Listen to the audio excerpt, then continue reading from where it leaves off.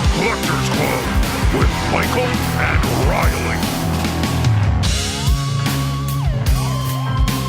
I know a story of high strangeness or two. Let's do this. That was hands down the weirdest warm-up I've ever seen you do. First of all, you don't usually do warm-ups. It was like pull starting a lawnmower today, I gotta say. It took a few just Yeah, that was like I feel like you were just like you were like evoking an emotional a moment of character work from like Paul Giamatti or something.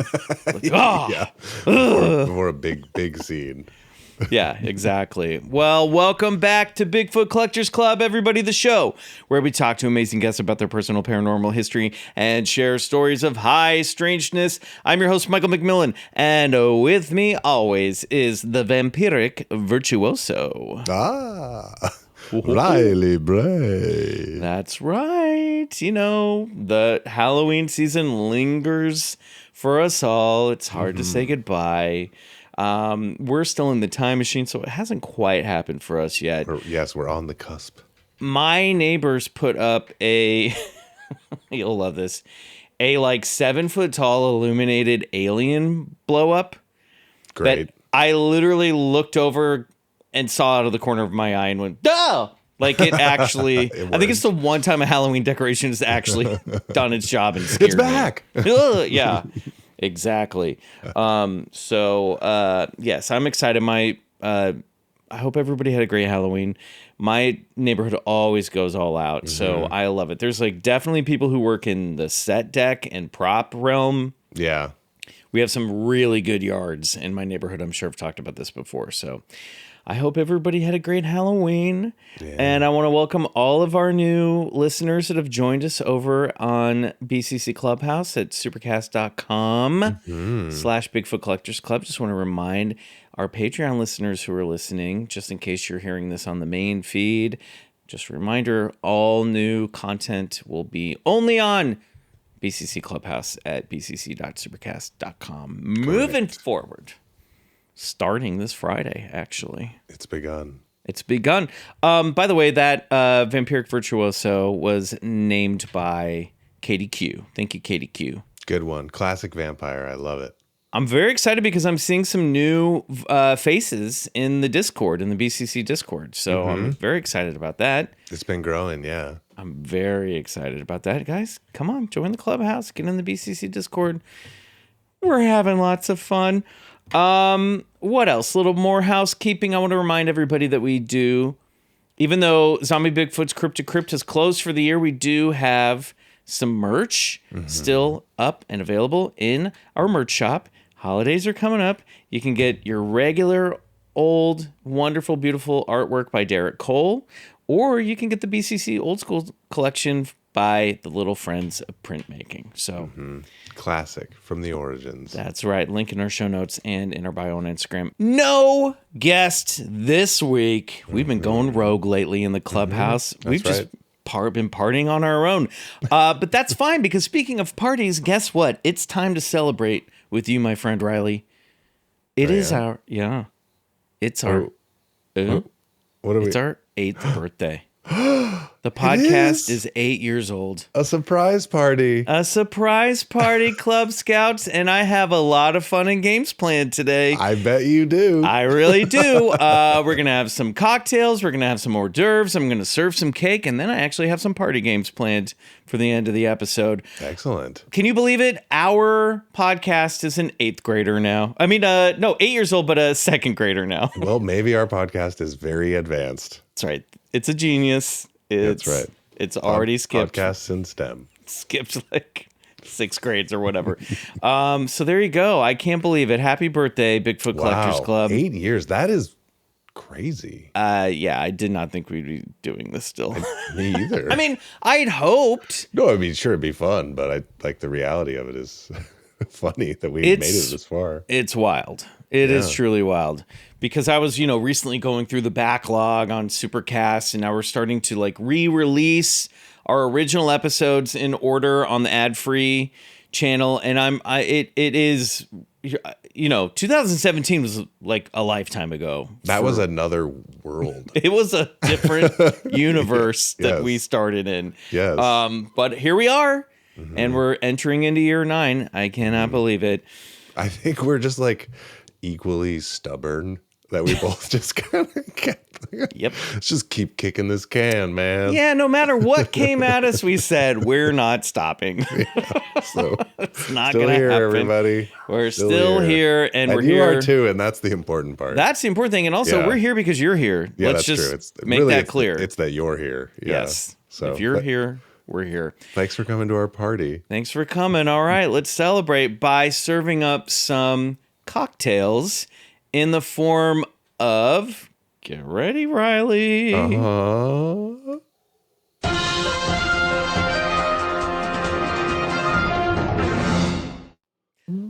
BCC News. That was very horsey. All right. I went equestrian on the end of it there. I love it. Okay, so I have 2 stories. This first one is a bit more podcast adjacent, but I was thrilled to read this today in Variety magazine, one of those Hollywood rags that I keep my eye on. John Williams is going to be scoring Steven Spielberg's UFO movie, marking the duo's 30th film together. That's fantastic. I just give me more John Williams alien music. This is what I want. This is in Variety. John Williams is confirmed to be scoring the next film from Steven Spielberg, marking the 30th cinematic collaboration between the Oscar-winning composer and a legendary filmmaker. Almost nothing is known about the narrative of the upcoming movie, which is due in theaters in 2026. The Juilliard School president, Damien Wetzel, confirmed the news during an event. John Williams, A Composer's Life, A Night of Stories and Music, hosted on Monday at the renowned Performing Arts School. John Williams, who is in L.A. doing what he does, is working with Steven Spielberg on the next movie. And that is something to be happy about, Wetzel told the audience. So their successful partnership began in 1974 with the Sugarland Express, which I've still never seen. I've never seen that one. I don't think I've seen that either. That's a blind spot. Nope. And then continued with big blockbusters like Jaws, E.T., and Jurassic Park, as well as prestige dramas such as Schindler's List, Saving Private Ryan, and Lincoln. He's 93 years old now, and he hinted that he was going to retire. Wow. But he came back for Dial of Destiny, the new Indiana Jones movie, and that was very cool. And then I guess he decided he's going to come back and work with Steven Spielberg on this one.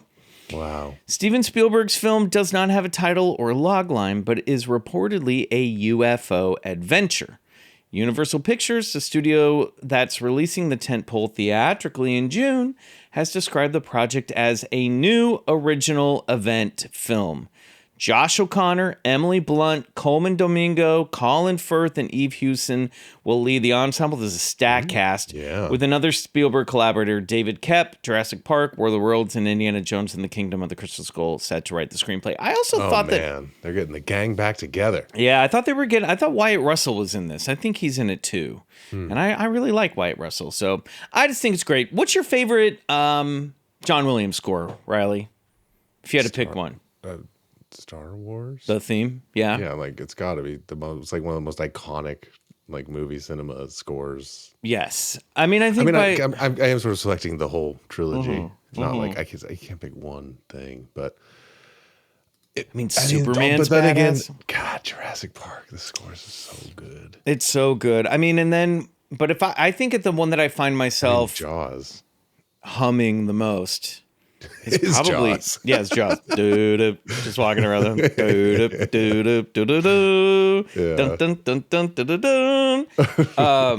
There's great. We talked about it in the Jaws special. There's also like other great music in Jaws too. Yeah, other than the 2-note. I think for me, the Indiana Jones theme probably takes the cake. Man, it's crazy how many of these scores you can immediately just pull up in your mind. Think about other film scores. They're so iconic. I was reading somewhere, I don't think we talked about this last summer, but somebody mentioned, I was reading some article and they were like, John Williams was a pop star in the 80s. Like, kids knew Madonna, Michael Jackson, all the big hits, and then they knew John Williams, Yeah. you know, and they knew his songs and could hum his songs. Like he was massive. He was a household name in my family. And, you know, first composer that I ever knew about and understood what that was. Suck it, Beethoven. That's right, Beethoven. You can eat shit. I do like Beethoven. I like the Pastoral Symphony, whichever one. That says the seventh, I think. But yeah, I think Indiana Jones for me. There's so much good stuff, though. I mean, it's hard to pick. Man, I hope I'm doing anything at 93, let alone like scoring Steven Spielberg movies. Still making this podcast. Wow. Yeah. I mean, you could do worse. You know? Think of all the high strangeness that's going to happen between now and then. Oh, yeah, plenty. Yeah, I mean, we'll meet robots. We'll interview robots on the show by the time we're 93, and maybe I think aliens. we might do that within a year or so. Yeah, that's probably true. Well, I'm glad to hear this. It's exciting, and I'm also just so excited for an original UFO movie from Steven Spielberg. I hope it, you know. Indeed. What's your favorite alien movie by Steven Spielberg? E.T.? Yeah. Yeah, I mean, right? Well, I mean, what else would it be? Like Close Encounters of the Third Kind, yeah, of War of course, the that's Worlds. true. Yeah, I think E.T. Close Encounters is so good. Super 8? Is that Steven Spielberg? No, that's J.J. Abrams. That's James trying to yeah, be. right. Yes, that's trying to- J.J. Abrams doing Spielberg. Yeah, it's like an Yes. Amblin movie. Yeah. Didn't love that movie. Yeah, it was. It's like if they made the. It's like if the shark in Jaws turned out to be like a sad little nice guy after he's killed everybody, and they're like, "We forgive you, Jaws. Bye." Bye. It's very weird. A lot of weird tonal choices in that movie, Yeah. but coolly. Well, I like the way it was shot. Okay, story 2. Moving on. Anyways. Anyway, cheers. Story 2 from USA Today. Did aliens spy on our nuclear tests? Study finds signs of UFOs near U.S. sites in the 1950s. Huh. UFO documentaries have long given credence to the theory that otherworldly visitors are interested in humanity's nuclear weapons. Just watch a real-time melt. It just I was like, look, it's been 8 years, all right? I was like, I'm noticing that I'm talking like this, and then when humanity, like, just It's when you become self-aware and you trip over yourself. You're listen. like, oh, I'm 2 doing a nights thing. ago, I came home from the 18 innings Dodgers game. I was You not at went the to that? stadium. I was not at the stadium. I was just out watching the game with friends. Oh, okay. Got home. Crazy. And Violet was having some sort of breathing attack, and I had to rush her to the ER. Oh my God. And then we were in the ER until 6 a.m. So I'm a little wild this week, okay? Great. She's fine. I love it when you're pitching wild. It's fastballs, baby. My I wish the Dodgers were pitching a little wild right now. My smoke alarm was chirping because it needed a new battery. That makes me insane. And I think it like caused the dogs to freak out. Mm-hmm. And then Violet was like panting and her tongue was hanging out. She has congestive heart failure, so I was very worried. And I went, well, I'll be watching the World Series, the rest of the World Series at home next to my baby dog. But she's fine. She needed oxygen and a sedative. Don't we all? Did x-rays again. It's all good. Please subscribe to Supercast so I can pay my vet bills, please. I beg you. Okay. So now researchers claim to have evidence. What if I did just continue to quietly melt down in this episode? It'd be a work of art. A true human study. Guys, half my underwear have holes in them, okay? That's just my choice, though. You know? Like, come on, guys. What are we doing here? 8 years, and all I have to show for it is some holy underwear? Oh, wow. Yeah. Gotta get shopping. Your Holiness. UFOs and nuclear bases, 1950s. Here we go. Here we go. If you're a UFO enthusiast, you'll probably already familiar with the Serious question. face. It doesn't matter how I launch back into this. No one's gonna believe it. 1950s UFOs. They all see the pain beneath us. If you're a UFO enthusiast, you're probably already familiar with a question that crops up regularly in the slew of never-ending docuseries and congressional testimony. Are otherworldly visitors spying on humanity's nuclear weapons programs? Now, researchers claim that they have found tangible evidence that there may be something to that notion. Studying historical photographs from the late 1940s and 50s. I like that they're just staring closely So at I was pictures. been waiting to get to like, what is this study? And it's that. Yes. Yeah.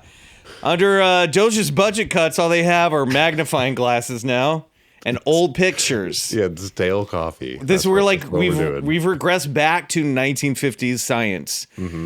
Okay. They were able to spot unidentified flashes in the stars over the northern United States where nuclear testing was being done. The flashes, this is new, which the researchers described as transient star-like objects, were detected as several mysterious bright spots in the sky. Intriguingly, the objects were captured in the images long before the first satellites were ever launched, ruling out a prime suspect. The dates of the photos also seem to correlate with the timing of many reports of UFOs, the researchers said in a news release announcing the findings. Yes, we know, because if you were listening to Saucerama, you would know that this is when it all kicked off. The research, which was published in 2 separate peer-reviewed studies in October, okay, we're peer-reviewed, comes at a time of renewed interest in UFOs. Yes, Congress, blah, blah, blah, blah, blah, blah, blah, blah, blah, blah. Flashes of light appear correlated to nuclear tests. Researchers at Stockholm University in Sweden and Vanderbilt University in Tennessee analyzed digitized historical photographs taken between 1949 and 1957 by the Palomar Observatory in California. That's cool. Their goal, to spot short-lived flashes of lights. The flashes of lights, or transients, look like stars, appearing and disappearing within a single exposure. Today, we know that short flashes of light are often solar reflections from flat, highly reflective objects in orbit around Earth. Beatrice Vera-Roel, an astronomer at Stockholm University who co-wrote the research, said in a statement. But because That makes sense. yeah, Yes. but because Carry the on, photographs were Professor. taken long before the first satellite was launched in 1957, it's unclear just what could have been responsible for the flashes. Oh, okay. See what I'm saying? Okay. I guess there's like meteorites bouncing around up there that's like There catching are a lot. The Oort cloud. Yes, my old friend Orty. Ort. Orty McOrdo. Though the researchers stopped short of speculating on the exact nature of the flashes, they did draw a statistical connection between the timing of the flashes with the dates of above-ground nuclear weapons tests and anecdotal reports of UFOs. The idea that nuclear weapons have long attracted the interest of extraterrestrials is strongly ingrained within UFO mythology. So looks like they did 106,000 flashes of lights. Researchers found that they were 68% more likely to occur the day after a nuclear weapons test than on days without. In addition, the number of flashes increases by an average of 8.5% for each report of a UFO sighting. Now, this sounds like the beginning of a Steven Spielberg movie. It does. You know, like somebody's like, look at this. Like nobody's like believing this. Yeah, they're like, I found the numbers don't lie. I found the correlation. Magnitude of the association between these flashes of lights and nuclear tests was surprising, as was the very specific time at which they were most often occurred, namely the day after a test. Study co-author Stephen Brule of Vanderbilt University Medical Center anesthesiologist with an interest in UFOs said in a statement, "What they might represent is a very fascinating question that needs further investigations." So this was all published on October 20th. And this is kind of wild stuff. It is What a cool. weird It's way. interesting. What a cool, weird way to look for UFO activity. The one question that comes to mind is, could these flashes of light have just also been related to the fact that they just blew up a nuclear bomb the day before? Well, like maybe some sort of, I don't know. I'm not a nuclear physicist, but radiation or something? I don't know. I thought about that too, but I don't know. Tiny little flashes of light that look like stars. It's odd. Yeah. It's a weird one. Yeah. I don't know. know. Atmospheric conditions causing Maybe. greater reflectivity from high altitude debris from the blast. Buddy, we got to get out our magnifying glasses and Let's take a get closer 'em. look. Pour a figure mug it of out. coffee and let's find these aliens. That's 70 right. Years ago. All right, well, we're going to take a break, and when we come back, we're going to find this episode. We'll be right back.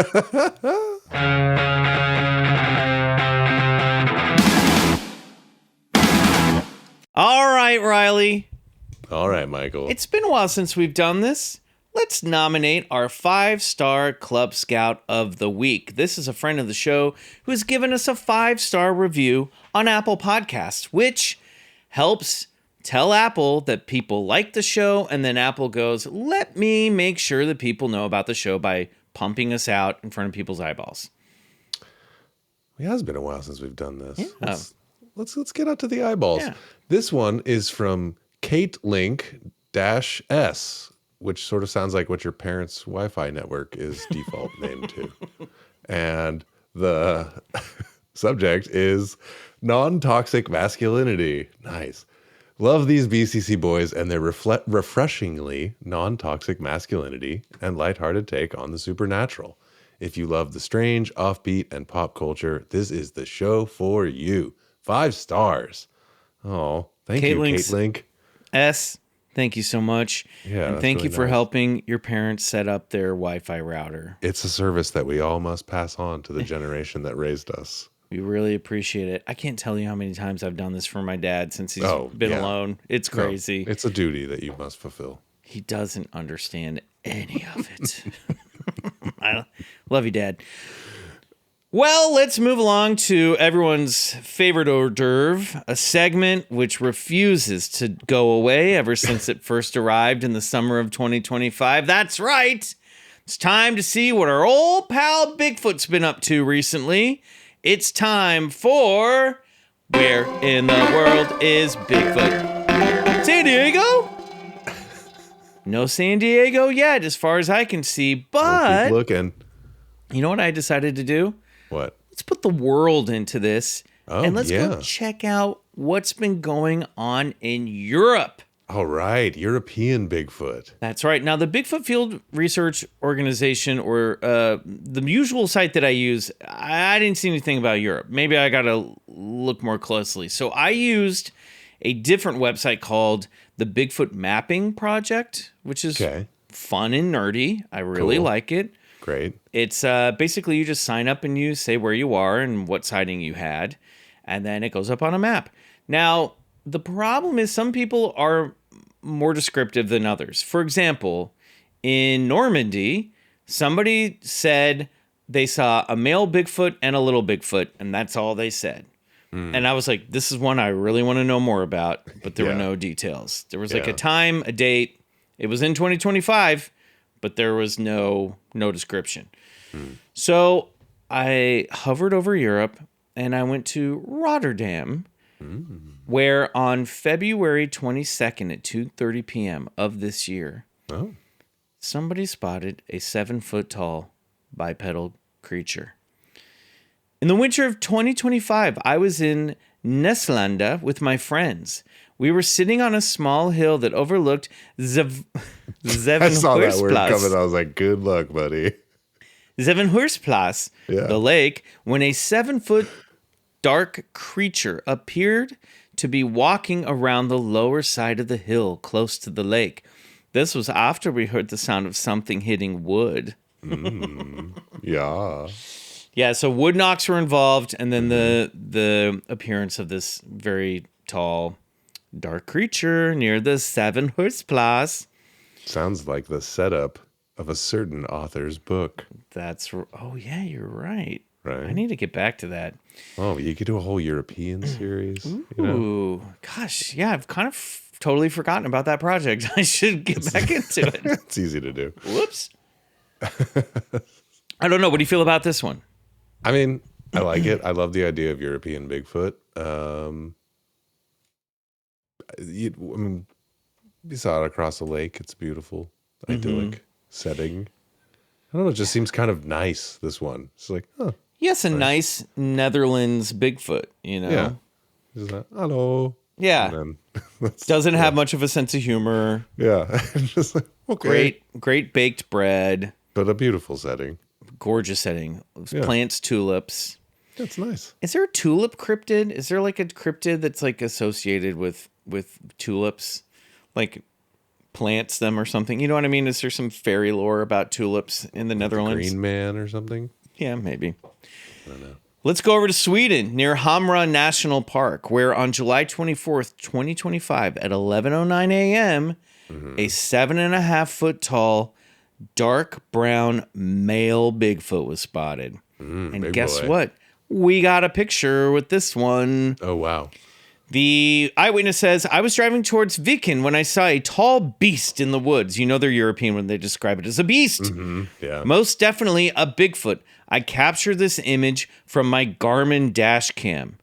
Now, okay, so we can expand this if you want to. Blow it up. This will be on the YouTube if you're watching, or in the show notes or Instagram.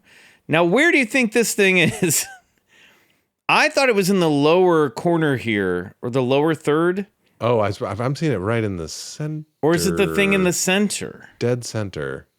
Maybe this But is the just fact a that we're stump even down having here. this conversation. Yeah. It's not promising. Well, then look and then the right there looks like there's another one behind the trees with its arms sticking out. Oh, yeah, I can see that too. Maybe Yeah. there are multiple Bigfoot in this picture. I mean, this is your classic hominid-shaped blobs, you know?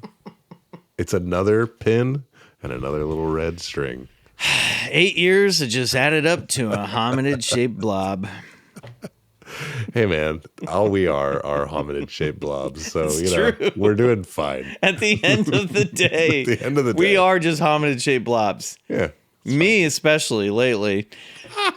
Come on now. Everyone take a look. Let me know. Be Guys, nice to yourself. I love myself. There you go. There you go. Fuck you. We're all blobs on the inside. We're all guys. blobs. We're all just blobs. There's a certain joy in that too. You know? I'm okay, everybody. I actually got 11 hours of sleep last night, and I've been in a great mood all day. That's amazing. And then I don't know. Sometimes you sit down in front of a microphone and things happen. Let's head over to Dartington in southwest England, where on August 7th, 2025 at 10:30 a.m., somebody saw this. We were in a field to see the blood red moon. I can only assume they were witches. Of course. And I felt it watching us from a black shadow in the trees. I didn't see it, but it was definitely there. Also, the fact that it was a red moon was too much of a coincidence. Too much. I only felt it for a moment and then it disappeared. This one feels Wait. more like... Hold on. This one seems like a vibe and not really a sighting. This was a Bigfoot vibing. Yeah. I felt it watching us from a black shadow in the trees. I didn't see it, but it was definitely there. Yeah. Okay. There's a blood red moon. I do love it, though. I mean, they're having a good time. This is Would I good want to be there with quality of them? life. This is what I'm talking about. Yes, I European would rather Bigfoot. be there than most places. You know what I Sure. mean? Absolutely. I want to go to a field to see a blood red moon in Dartington. Now, finally, I wanted to find one that had a little bit more meat on the bone, and I had to go back to 2021 for this. But this was also in England on the Isle of Man, which is an island in between England and Ireland. Okay. This is cool because the Isle of Man's not big. Yeah. Somebody saw an 8-foot tall male dark brown Bigfoot. In September 2021, on the 28th, I believe, I was driving on my motorcycle to work on the Isle of Man, and I witnessed something which nobody believes to this day. It was a cold and rather foggy morning, and I had recently cleaned the oil off my helmet the night before. My helmet had a good airflow, and therefore it did not get fogged up easily, even in the cold, unless I had something over my nose. Therefore, my vision was clear. I was also wearing my glasses and was 100% certain of what I saw. But I've never seen anything like this before in my life. I don't do alcohol or any form of drugs or whatsoever, not even coffee or smoking. I know what I saw, and some of the locals have discussed a possibility of this being as of late. Now, hold on here, because Mr. McMillian forgot a chunk of this story. I thought this was just this person's storytelling. There's just so much about helmet maintenance and proper use. and then it just skips the their Bigfoot. use of stimulants and then that's it. Yeah. My bad. I'm going to hop over to the Bigfoot. So far, what do you think? I like the setting of this. You can feel the weather, and you can hear the sound of the motorbike. Yeah, I like the writing style. It's very Kerouac. I know what happened, because when I copy and pasted this, the format was all screwed up. And then I deleted something, and then it got all... Yep. The old format, copy, paste, delete. This is what my life is now. Again. Okay, here we go. Not bad. Not bad. Okay. Yes. Here's the part we left out. As I was driving along the stretch of road, I noticed the figure come up from my side of the road on the left, looked directly at me as I was going past, to which I looked back and forth to where I was going multiple times. It reached its arm out and nearly grabbed me as I went by, to which I wasn't caught. I didn't dare to stop and honked a few times and sped up and drove away. And then that's when they say, I've never seen anything like this in my life. I don't drink. I don't do alcohol. And then it seems like he's hinting that people have been seeing this as of late. The locals have discussed the possibility of this being as of late. Like, are they just like talking about whether or not it could happen? It's like being he's discussed in the pub. Yeah, in the pubs. He's got everybody's captured all their imaginations. Well, with this descriptive writing style. Exactly. This is like an action. Like, I know. Like a Kurt Russell's in this scene. Yeah. Yeah. No. Like, You shan't slow me down. Beep, beep. Honk, honk. Sounds less cool now. I just polished my motorbike and my helmet. Beep, beep.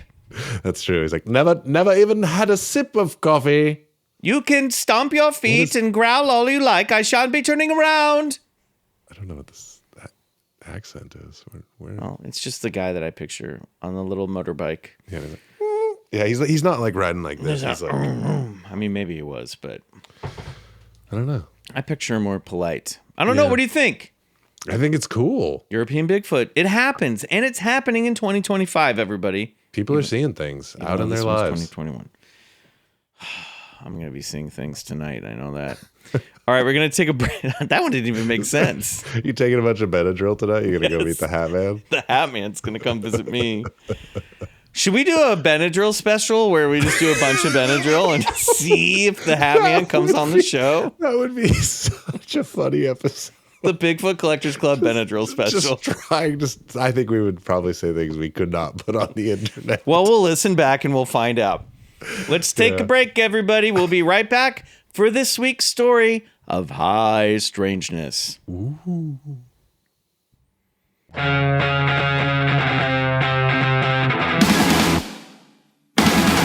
All right, everybody. It's time to serve some birthday cake. Mm-hmm. It's time for High Strangeness. All right. Get ready. Are you gonna play a little? Oh, I've invited a band here, a one-man band, who's gonna accompany the story for us. Oh, what did you give me what are you feeling? What do you want to hear here? 1970s. Oh. Middle of Illinois. Okay. Woods, but like woods that are also a little swampy. And teenagers. Oh, got it. A sheriff that's not impressed. Mm-hmm. Monster posses. Something a little like this.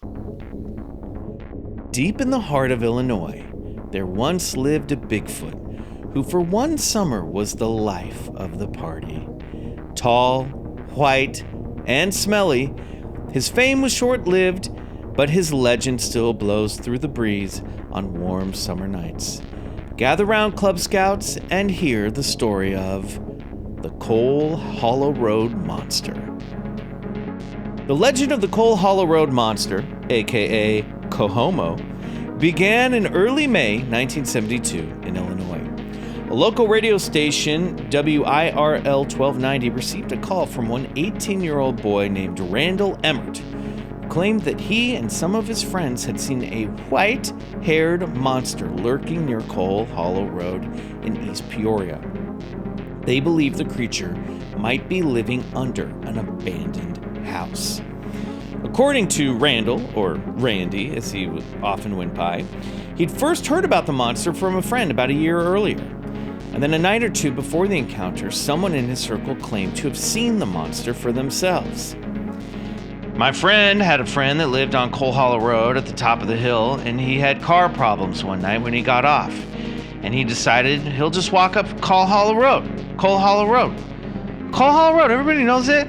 Say it with me, Coal Hollow Road. Coal Hollow Road. Coal Hollow Road, thanks. Now he claims he saw something white and hairy standing there and staring at him. So, Randy and his friends went to look.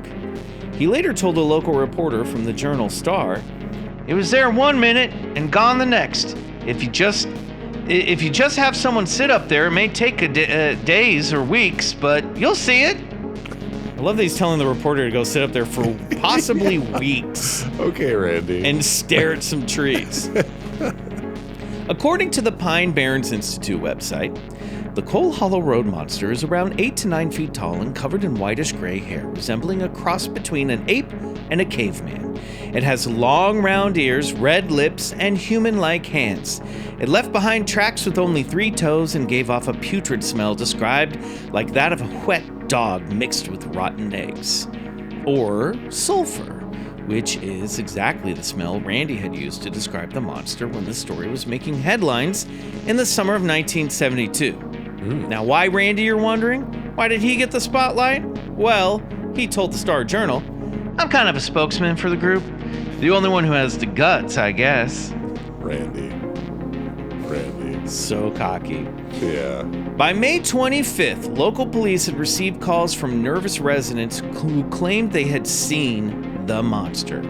These reports include seeing the monster walking through fields and backyards. One person even claimed it had torn up their fence, as well as tromping through the woods or alongside the river. Now, the creature, which was coming to be nicknamed Cohomo for Coal Hollow Road monster? Okay. Shouldn't it be monster. Cohormo? Coal Hollow monster. They're skipping road. It should be Cohormo, right? Either way, you have homo or whore in the title. I love you, bro. Cohomo. Cohomo. I co-sign this Cohomo. Cohomo, bro. Cohomo, bro. Why would it? Yeah, I guess they're just if they're gonna leave one out. This is why Randy's unchallenged rule of the group. This is why we need democracy. You know. Did you know Randy be the spokesperson? There's a science called cohomology. No, I don't know what it's about. It's mathematics. Oh. This episode takes a hard turn. It takes a real turn. So Cohomo wasn't the only hairy hominid making headlines that summer. This is where things get exciting, Riley, for a little research nerd. The Missouri monster, do you remember this one? Momo was being seen in Louisiana, Missouri at this same time. Oh. Randy claimed that all the Momo sightings, and I also think that's why they call it Cohomo, to rhyme with Momo. Oh, okay. We're trying to do a sidekick spinoff here. Yeah, they're doing a spinoff of the Momo. Randy claimed that all the Momo sightings were what finally inspired him to speak to a reporter from the paper that July. Randy took staff writer Nancy Willoughby's and staff photographer Tom Carter out to the site and showed her where they'd allegedly seen the monster, even providing the paper with some monster tracks to take photos of. He told the paper that he'd often heard the monster's strange cries. It lets out a long screech, like an old steam engine whistle, only more humanly. Ann Kammerer, the mother of one of Randy's friends, said that she believed the boy and that all of her children had seen it. It sounds kind of weird. At first I didn't believe it, but then my daughter-in-law saw it. There you go. If you're going to believe anyone, you got to believe your daughter-in-law. Yeah. She married your no good son. These relationships are built on trust. That's right. On the same page of the Journal Star that Randy's story ran in, there was an update coming out of Missouri where an eyewitness claimed that they had seen strange lights in the night skies, prompting the question if there was a connection between Momo and UFOs. I'm going to drop this actually in the doc in the chat for you so you can see what I'm looking at. Okay. And I love this picture. I love this. If this comes through, let me know if it popped in. See you typing. Let me see. It's just like this newspaper with, you can see little Randy. Hold on, let me close it. I see what I do. You can see little Randy pointing into the woods. And then these also pointing at a footprint. I don't know why this isn't popping up. Yeah, it just says read blurb. Well, that's for me. So let me read. I'll put this up on our Instagram, but let me read this story about the Momo that was happening at the same time, because I just thought it's a literal sidebar in the article. And I thought this was cool. Great. Monster tale takes a new twist. Louisiana, Missouri. Reports of a huge, orange-eyed, smelly monster roaming the hills near the Mississippi River took a new twist yesterday. Two families living in a rural area between Louisiana and Bowling Green told the Pike County Sheriff's Office that they saw a circle of flashing lights in the area Monday night. The two families, who said they preferred to remain anonymous, told the sheriff the lights hovered in one spot or landed for about 5 minutes. A short time later, a woman reported she was aware of something walking past her window. She told police she went outside, and although she saw nothing, she noticed a rank smell permeating the air. Others in the area, which in southwest of where earlier monster reports originated, reported hearing strange growls during the night, which they said could not have come from farm animals. There were new reports of strange footprints being found, but the sheriff's office said the prints were located in a cow path and could have just come from about any old animal. The head of a private group called the International Unidentified Flying Objects Bureau camped out in the Louisiana area last weekend, but said he neither heard, smelled, nor saw the alleged monster. Hayden Hughes, who heads the Bureau, said, however, he believed that there was something in the hills around the Louisiana area and wouldn't rule out the possibility that it came from outer space. I'm jealous of that camp out. That sounds fun. This is an A+ newspaper article from the heart days of High Strangeness. I love this shit. I also love the International Unidentified Flying Objects Bureau. That's what I'm talking about. Yeah, that's right. Going for your alien monster hunting camp out. That's amazing. It also is just, for me, it's like right up there with the Gary Wilcox UFO encounter. Like, oh yeah, this is for sure like the early ambient synth band. You know, this is like Kraftwerk. You know, yes. But it's the International Unidentified Flying Objects Bureau. Also, how international were they? That's what I want to know. Were they just sending letters to each other, or were they actually traveling all over the world? Maybe they just had a fun network. Man. Pen pals? Why don't we have... Name. I mean, we kind of do this with the podcast now, but like, we need to have like a little network of, we got to get like Steve Berg and Tenny and Jessica. We need to start an official bureau. Yeah. Start putting out zines again. Come on. Let's do it. Life used to be better. It's still good. On July 27th, the story was gaining ground. The Tazewell Courier ran a front-page story on July 27th, 1972, with the eye-catching headline, Big Hairy Monster Reported in East Peoria. Tazewell County Sheriff Jim Donahue told the Courier... Why don't you play Donahue for us, sir? As far as we're concerned, there is no such beast. Now, Riley, what happens every single time a small-town monster in the mid-20th century gains infamy? Monster posse, That's right, baby. The posse showed up. Now, the night before, on July 26th, the sightings reached the triple digits. 100 people assembled in a monster posse and hunted the forest around Coal Hollow Road. That's a serious monster posse. 100 people is a lot of people. Yeah. Especially in posse formation. And some of them are armed. They brought guns. Tazewell County Sheriff Jim Donahue, who we just heard from, called off the hunt, around 7:45 p.m. It's not even dark yet. Yeah, he's like, When wrap this up. Yeah, and this happened after Carl Howell of East Peoria shot himself in the right leg when he tripped. Carl ruined the whole night. We are all here. Trips over a log, shoots himself in the leg. Damn it, Carl. All right, let's pack it up, everybody. Despite the creature never being captured, people still claim to spot Cohomo through the end of that July. On July 25th, the same day Randall appeared in the Journal Star, an eyewitness called Creve Coeur Police.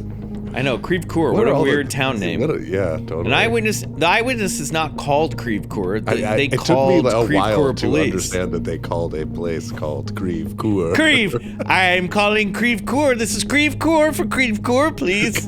Creve calling. Mr. Creve Coeur calling for Creve Coeur. Go for Creve. Go Mr. for Coeur. Creve. Creve is a go. They called the police to say that they'd seen something big swimming through the waters of the Illinois River. On July 28th, a woman picking berries spotted the monster near an abandoned coal mine, dropped everything like a she'd Mad been Lib. gathering, and ran away. Wow. It's also just like, What's a beautiful blueberry? why are we out there picking blueberries anymore? By the abandoned mine. It's weird because somehow 1972 is more like 1872 than it is 2025. Yeah. You know? Yeah. I mean, I know people still pick 2025 is rapidly approaching like 1250. Yes, exactly. Yeah, seriously. So where did I leave off? Oh yeah, the woman picking berries. She saw by an abandoned coal mine, dropped everything she'd been gathering, ran away. Word started going around that Cohomo might be using old mining tunnels and cave systems to sneak around. Also, on July 28th, the day of the berry picking fiasco, two reliable quote-unquote eyewitnesses called police to report they'd seen the creature, and they gave a detailed description. The monster was beginning to take a unique form, a cross between an ape and a caveman with, quote, a face with a long gray U-shaped ears, a red mouth with sharp teeth, and thumbs with long second joints. We're getting a little goofy here. Yeah. What does U-shaped ears mean? Like long... Oh, like goofy ears. Yeah. I think they mean Exaggerated thumb. Yeah. This is like getting out of Bigfoot territory and getting into weird... Yeah, weird monster. Weird monster. And... red mouth, sharp teeth. Maybe an alien? I don't know. Could be. So, what happened to the Coal Hollow monster, you're probably wondering? Well, it received a write-up in the July 1974 issue of Fate magazine in a story called Swamp Slobs Invade Illinois by legendary Forteans Jerome Clark and Lauren Coleman. Love this. However, Cohomo seemed to fade into obscurity, outshadowed by even B-list cryptids like Momo. Sorry, Missouri. It's no Nessie. Robert Cole, president of the East Peoria Historical Society, told CIProud.com, that stands for Central Illinois Proud, the story kind of became a legend for East Peoria. I think the community in itself pulled together to try to figure out what the Coal Hollow monster was about and try to find it. It became part of our history. Some people still believe that the Coal Hollow monster still exists in East Peoria. In 2006, Donahue our friend the sheriff, reflected on this period and told the Pekin Times... All right, so he's old. He's older now, yeah. All right. It's like 40 years later. At the time, it seemed like a very big deal. Several people indicated they'd seen a monster up in that area. It was described as something like Bigfoot. All the neighbors showed up. We spent a lot of time up there. We never found anything to substantiate the claims. We were up there for a week or 2 weeks. A lot of volunteer people came looking for that monster. Sheriff, do you want more lemonade? Yes, more. And then face me towards the window for a while. I know you like it extra sour. I do like my sour lemons. In 2012, a reporter named Dwayne Bartels of the Journal Star wrote an article on Cohomo that began like this. Cohomo is back. Oh, hell yeah. If you are not a long-term area resident, you must be saying, what? Cohomo is not some new age label like metrosexual. Cohomo is a term that will make long-time residents either smile or roll their eyes. It is the common abbreviation of the Coal Hollow Monster. Amazing.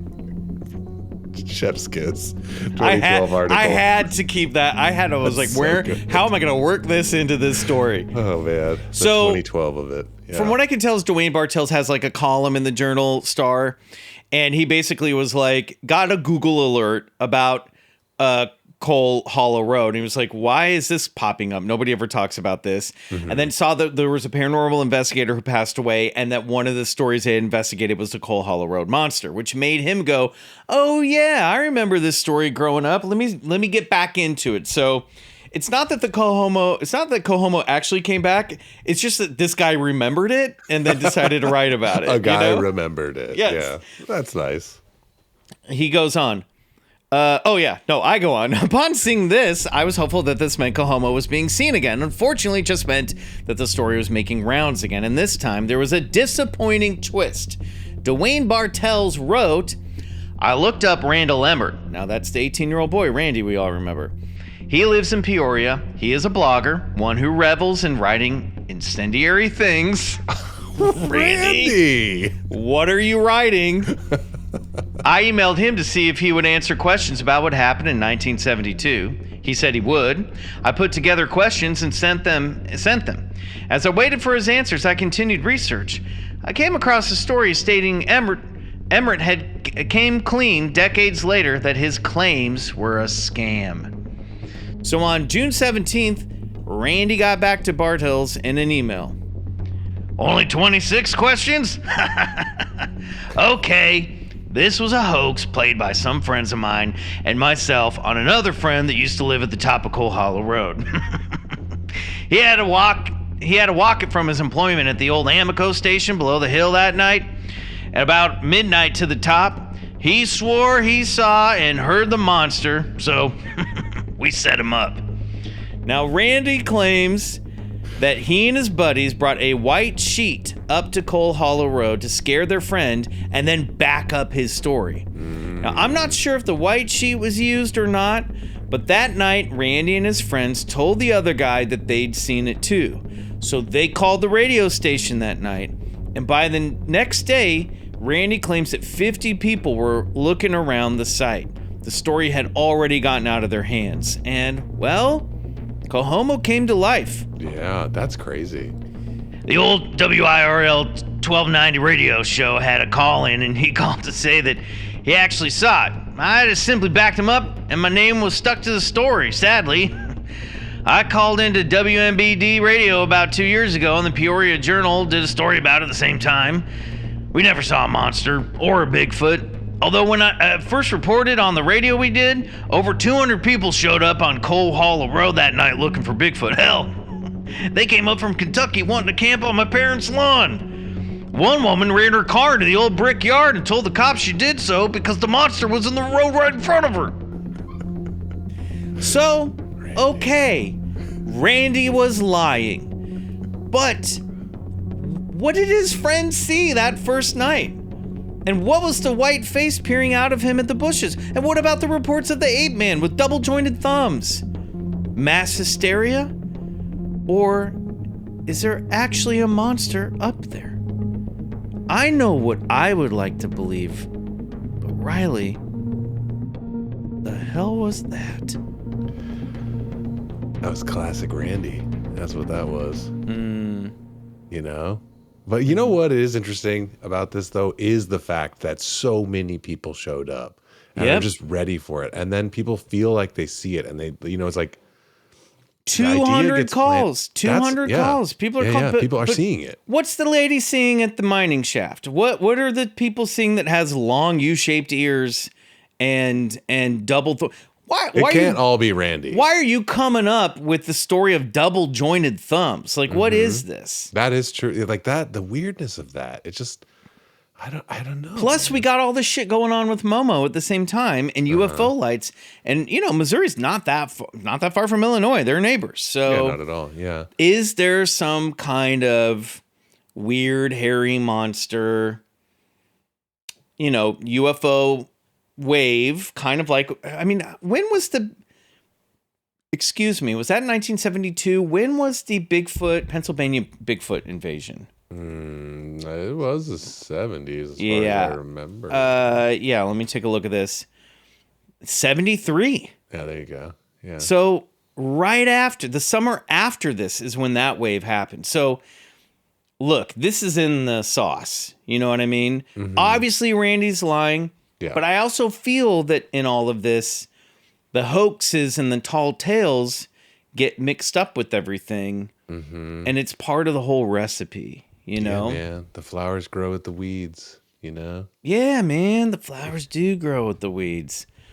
So I don't know. Randy loves his flowers, man. And he loves his weed. We're going to get him real good when he goes to work.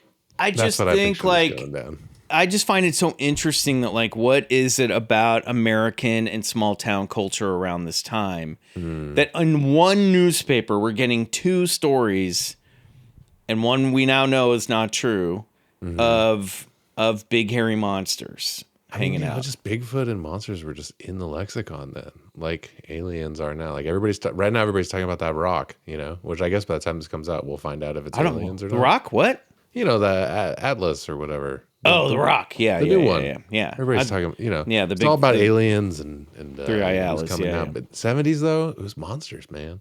Man, I want to go back to monsters. Well, they still may come. This is very John Keeley, and I also love the sensationalism of Lauren Coleman and oh gosh, why am I blanking on his name? And Jerome Clark writing, swamp slobs invade Illinois. Oh, so good. They had such a Stan Lee sort of vernacular when it came to this stuff. It all feels very comic booky, This is when clickbait was fun and and you actually it had a punchy ring to it. Yeah, and you actually were rewarded with a story about the thing, So, I don't know. Randy, you really misled everybody, but you know what? I say viva Cohomo. You know what I mean? Mm-hmm. Viva Cohomo. Viva Cohomo. All right. Well, when we come back, it's time to wrap this party up with a little fun and games. Oh, okay.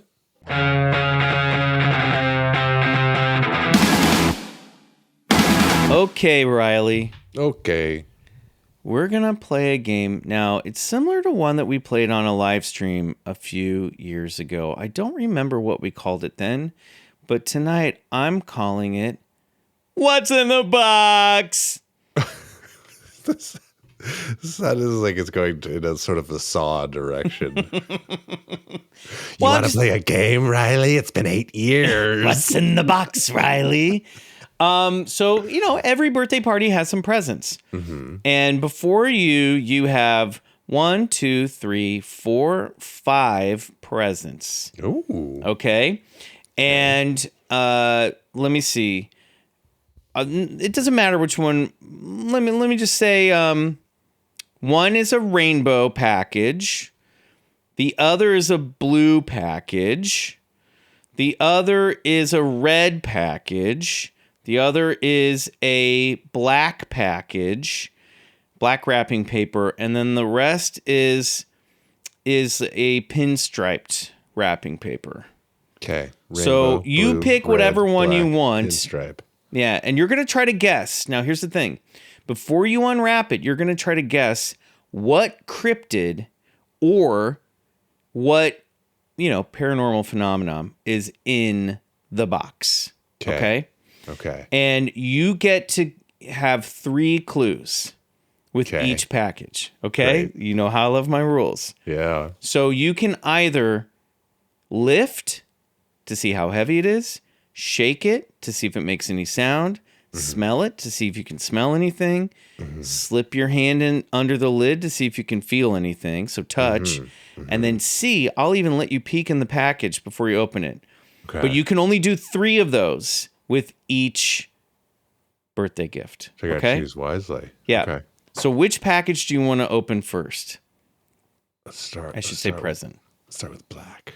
All right, the black package. Yes. Okay, do you want to lift it, shake it, smell it, touch, see? I mean, do you even want to make a guess based on the wrapping paper alone? I mean, I think it's Mothman, but it would be, it would be silly of me not to at least check a little bit since I'm allowed. All right, But so I will say that's my gut. Okay, so what do you want to do first? Let's lift it. It's so light. Oh, it's not Mothman. So light. Maybe it's a phantom of some kind. Okay, now you get two more hints. Okay. I feel like peek is a trap. Like you think that's gonna be the good one, but I'm gonna try it anyways. Let's take a little peek. Oh, there's a pale blue light in there. I think it might be some sort of phantom. Okay, and then, or like a banshee. Can we have a listen? Is there a sound? Is that you one? can shake it to see if it makes sound. Oh, okay. Let's shake it. You hear the rattling of chains. Okay. This is a spooky ghost. That's right. It's a spooky ghost. Good job. Yeah. That was kind of the easiest one, so that's great that you picked that one first. Right, okay. Start on black. Okay. You got 4 more. Now we're going to see how many you guess, and then I'm going to grade you based on how many you guess. Okay. Let's go to blue now. Okay. Any guesses? Mermaid. Sky's also blue. I'm just going to say that. UFO. These aren't my official guess. I'm going to do my due diligence. Okay, I'm not going to confirm either way. Okay. Let's shake it. Ooh. Here's some splashies in there. Oh, okay. We're going water. Okay. That was good. That was big. Let's touch it. Slippery And splashy. Mm-hmm. Give one more hint.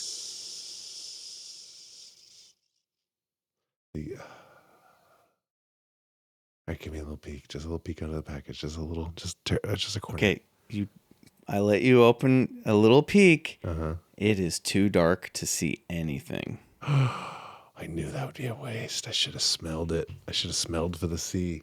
Okay, it's splashy. Mm-hmm. It's slippery, scaly, or slimy. Slippery. It's slick. In fact, I wrote slick. And it's too dark to see in there. Which might be a clue. I mean, these are all clues. Yeah, sure. So it's some sort of deep cave dwelling, slippery. Don't forget about the splashes. Splashy. It could be Nessie. Final answer. Happy birthday. You got Nessie. Yeah! You're 2 for 5 so far. Okay. My heart was pounding on that one, guys. All right. Let's go to you got red. Let's go to red. Great. We're going to clear the solid colors. Great. There. All right. What do you want to do? You want to lift it? You want to shake it? You want to smell it? You want to touch it? Or do you want to see it? Smell it. I haven't smelled anything yet. I need a good whiff. Okay. Smells sort of sweet, but also stinky. Sweet and stinky. Nice. Okay. Let's do a weight check. Is that part of shaking it? No. No, lift. You can lift up the package. Okay, let's lift it up. Yeah. Okay, so you lift it up and it's not light, but you could carry it around for a little while before you got tired and had to set it down. Might be choopy. Okay. It smells sweet but stinky. Is it Nova? And it's carryable? It's not Nova. Nova's not. He's a dog. He's not a. He's not a phenomenon. You don't know that. I mean, he is a phenomenon of my heart, but okay. Okay, and you have shake, you have touch, and you have see left. Let's touch it. You touch it, and you feel something furry in there. Okay, it's furry. It's medium sized, and it's stinky and sweet. Well, I'm just saying the weight is it's not light, but you could carry it around for a while before you had to set it down. So it's not a Bigfoot. I couldn't carry a Bigfoot. Could not. I would guess you would not be able to carry a 500-pound Bigfoot. Yes. Yeah, probably. I mean, Maybe. Who knows, bro? Wow. I'm gonna go with my gut. I thought chupacabra. Let's go with Chupi. You unwrap the present, and out pops the albatwitch. Oh, how would I?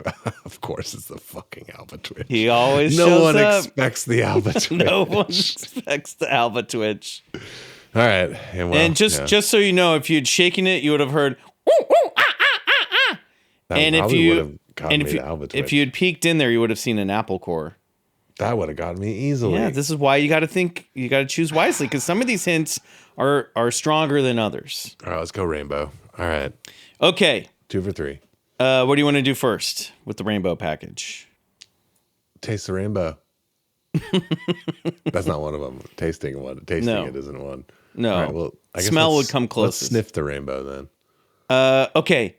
You stick your nose down there and you smell moonshine. Apple crust. Okay, applesauce too. Let's take a little peek. You peek into the box and you see a glowing green light. A miner, perhaps. Miner's lantern. Violet just walked in the room to tell me it's time for her. Gotcha. But all right. COOKIEBONE, but she's not getting it yet. You're gonna have to be patient. Coming soon. I have to guess things. Let's go ahead and shake it. You shake it and you hear metal clanging sound. Green light, metal clang. Smells like what again? Moonshine. Moonshine. Think about it. Metal clang smells like Just moonshine. think about where might you be if you're drinking moonshine or Goblin.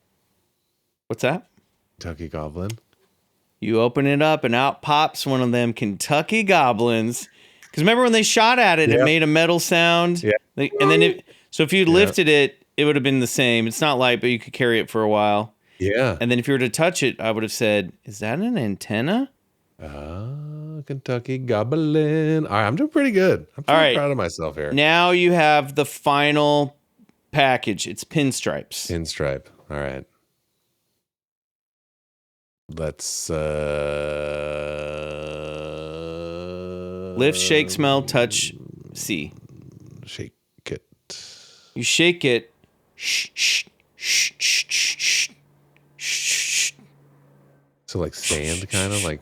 Yeah, kind of sandy. Shh, shh, shh, shh. Yeah. Yeah, you start making music with it. Whoa, man. I just hear music everywhere. The present is music. God. The worst guy. Let's have a little peek. A little peeky. It's hard to see anything up close. Maybe if you had a higher view? I don't understand that. Huh. Okay. I guess it sounds like sand. It's hard to see up close. Maybe if you had a higher view.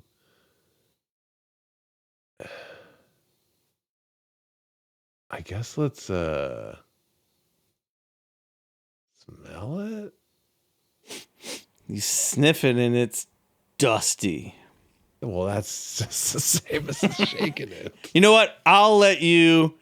This one's tough. I'm going to let you do the other two. All right, let's hear it. Let's go all the way. So you just tell me what you want to do and I'll. Let's lift it now. It's impossible to lift. Oh, an impossible amount of dust. You cannot pick it up. Wow. Okay, and what was the last one? The touch. Hey, let me touch it. Feels like sand. Feels like fine pebbles. I don't know. Now, I'm going to give you one more hint. These don't have to be creatures. It could just be a gift of the unexplained. The passing sands of time. Let's go through it again. It's impossible to lift. Okay. You hear sand. It smells dusty. There's fine pebbles. And when you look at it, it's hard to see anything up close. Maybe if you had a higher view. Oh, it's the Nazca lines. It's the Nazca lines.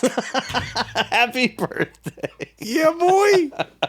Nice. Well done. Wow. Did you have fun with that game? That was fun. I can't believe no one's ever devised a series of riddles for me. That's exciting. I feel like I get to cross a bridge now or something. You came to finally after 8 years, you discovered that I'm the troll bridge. You get to cross. I release you now. Go run free, Riley. But wait. Yes. So you got 4 out of 5, which is very good. Pretty good. You know what I mean? What does that average come out to? Switch. What grade is 4 out of 5? An 80? If I got 4 out of 5, what grade is that? I would say 80. It's 80, right? I Yeah. said 80. Oh, God. A little over? I mean, it shouldn't just 80%. You got a B. 4 out You of got a 5. B minus. Fractions, baby. I had a B minus on fractions as well. Yeah. Yeah. I'm going to give you a B plus. In fact, Thanks. I'm going to give you an A minus. You did Extra very well. credit. Come on. Oh, there is an extra credit question, Of course actually. there's an I extra forgot. credit question. I forgot.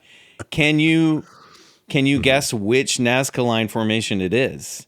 If you get this right, I will round you up to an A plus. Just like blind. Just guess which one it is. The little guy, with his arms like that.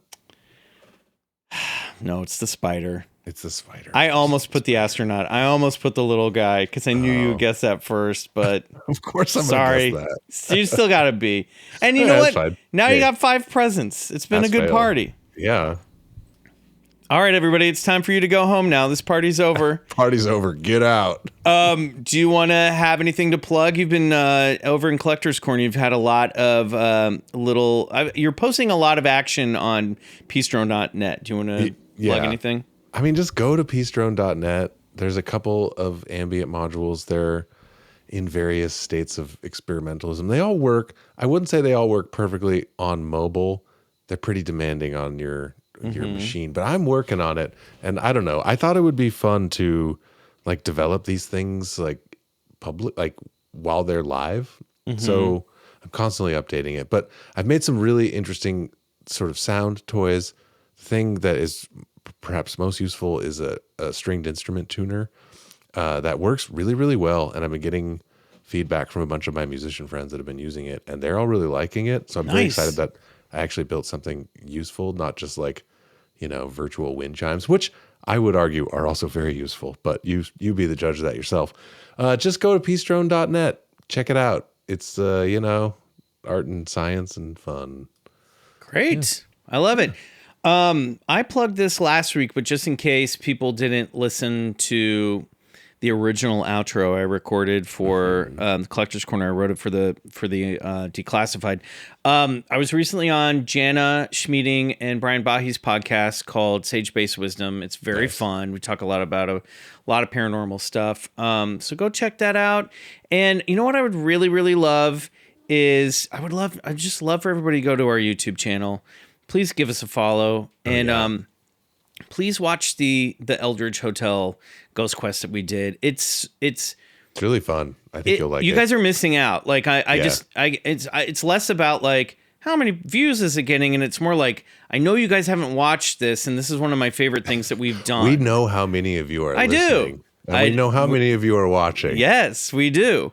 In fact, we can see actually through your computer. We're watching you right now. Yeah, while we're seeing recording. you right now. Anyway, I just like we worked so hard on that. And it was so fun, and I just like it's not a 1-to-1 of the episode that we did.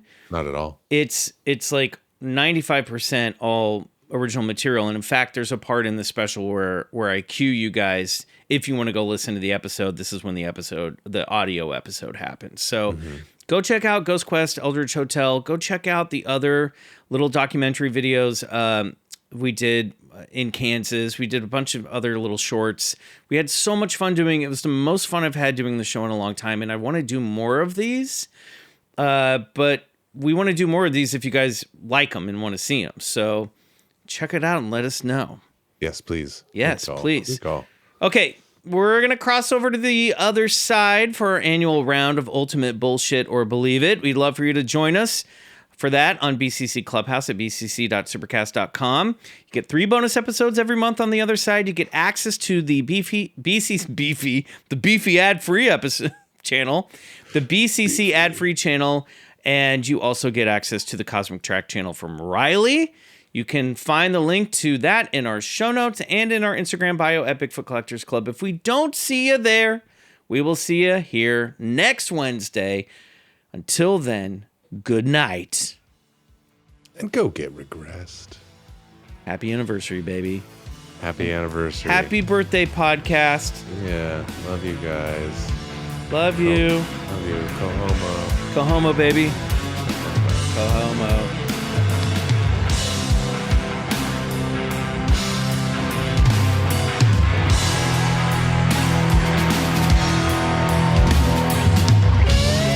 Bigfoot Collectors Club is executive produced by Riley Bray and Michael McMillian, and engineered and edited by Riley Bray.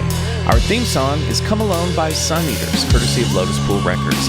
For ad-free listening and bonus episodes every month, join BCC Clubhouse on bcc.supercast.com. Want to see us? Watch video episodes and exclusive content on youtube.com/@BigfootCollectorsClub.